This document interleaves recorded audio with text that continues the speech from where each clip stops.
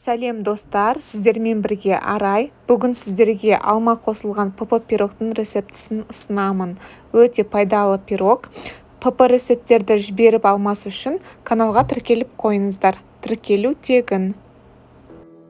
Бізге қажет ингредиенттер 3-4 дана орташа алма, жаңғақ, мейіз, сұлы жармасы, кептірілген өрік, жұмыртқа, бал, қопсытқыш.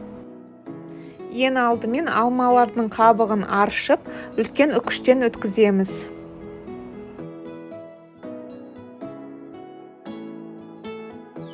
Жаңғақ, мейіз, өрікті блендерде ұсақтап аламыз, немесе пышақпен майдалап турасаңыздар болады.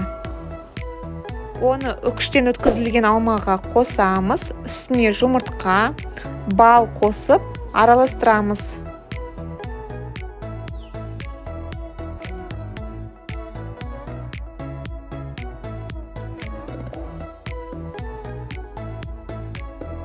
Үстіне ұнтақталған сұлы жарманы, қопсытқышты қосып, жақсылап араластырамыз.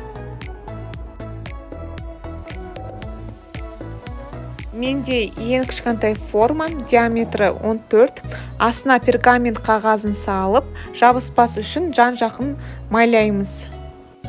Пирогымызды салып, қасықпен әдемілеп тегістейміз. Қыздырылған пеште 170 градуста 30 минут пісіреміз. Пирогты пештен шығарып, алдын ала суытып аламыз. Әсемдік үшін үстіне кокос ұнтағын септім. Ол енді өзіңіздің қалауыңыз бойынша. Жеміс-жидектермен де әсемдесеңіз болады. Пирог өте нәзік болып шықты. Менің кеңесім тоңазытқышта 1-2 сағат ұстаған дұрыс. Достар, біздің ПП алмалы пирогымыз дайын. Байқаған боларсыздар, ішінде мүлдем ұн, қант, май жоқ. Арықтап жүрсеңіз, міндетті түрде жасап көріңіздер. Дәмі орташа тәтті, дәмді болып шықты. Астарыңыз дәмді болсын.